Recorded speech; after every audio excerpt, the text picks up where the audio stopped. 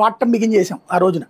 ఏంటది, హిందువులకు సంబంధించినటువంటి దాంట్లో నీకు గుడికి నీ గుళ్ళో పూజ చేసుకోవాలంటే పక్కన ఉన్న ముస్లిం పర్మిషన్ తీసుకోవాలి, బయటికి శబ్దం వినబడితే. అలాగే గంట కొట్టాలన్నా పర్మిషన్ తీసుకోవాలి, మైకు పెట్టాలన్నా పర్మిషన్ తీసుకోవాలి. ముస్లింలకి క్రిస్టియన్స్కి అక్కర్లేదు. అది ఎన్ఓసి తీసుకోకుండా ఇంట్లో పూజ కూడా చేసుకోకూడదు అనమాట, పెద్దగా భయం కూడా చేసుకోకూడదు. మానేసి అసలు హిందువులు మతం మారడం బెటర్ అనమాట. ఆ స్థాయికి తెచ్చేసింది అనమాట దిక్కుమాలిన ఒక చట్టాన్ని. బీజేపీ అడ్డుపడబట్టి అది ఆగిపోయింది, లేకపోతే అట్ట అయిపోయేది మన బతుకు, బస్ స్టాండ్ చేసేసేవాడు. అది అట్లాంటి ఇప్పుడు దీపావళి సామాన్లు ఆపేస్తానంటారు సుప్రీంకోర్టు, దేశవ్యాప్తంగా ఎందుకు ఆపకూడదు అంటారు.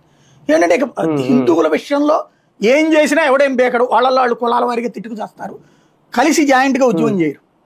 అదే ముస్లింల దాంట్లో క్రిస్టియన్ దాంట్లో అయితే దేశవ్యాప్తంగా కాదు, అవసరమైతే ముస్లిం దేశాలను వస్తాయి, క్రైస్తవ దేశాలను వస్తాయి, హిందూ వల్ల మనమే కొట్టుకు చేస్తాం.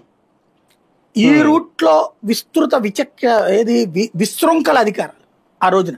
అట్లాగే భూసేకరణలు అంటే దేశంలో ఎక్కడా డెవలప్మెంట్ జరగకుండా అడ్డుకునేందుకు భూసేకరణ చట్టాన్ని మార్చేసింది. కాంగ్రెస్ ఉన్నప్పుడు 2010లోనే పెట్టుకోవాలి కదా, 2004లోనే పెట్టి వాళ్ళు ఇవ్వాలి కదా, వాళ్ళు ఏమి లేకుండా దిగిపోయే ముందు 14లో పెట్టింది. ఏం యాక్టు, భూమి 3 వంతులు పరిహారం. ఇప్పుడు ఎవడు కోర్టుకు వెళ్ళలేదు కాబట్టి సరిపోయింది, కానీ అమరావతిలో వాళ్ళందరూ కోర్టుకెళ్ళి మాకు పరిహారం ఇప్పుడు ఏదో అంటున్నారు కదా 1800 ఎకరాలు